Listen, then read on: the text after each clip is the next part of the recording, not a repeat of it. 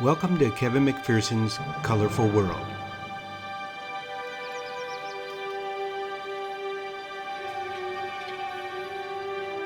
I like to start with a very free calligraphic warm-up. I'm finding my place along the canvas using a Chinese calligraphy brush.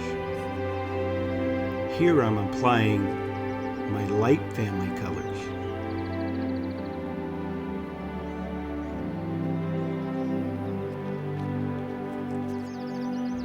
Now that I have the general mass for all the earth objects, now I attend to the sky.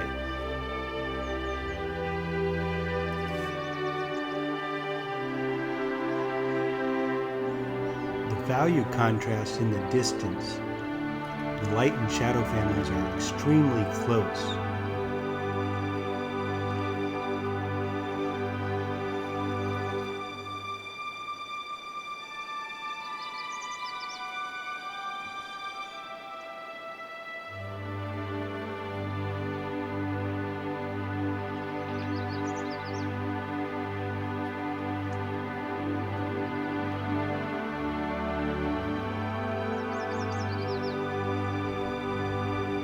The color changes as more air is between the artist and the objects.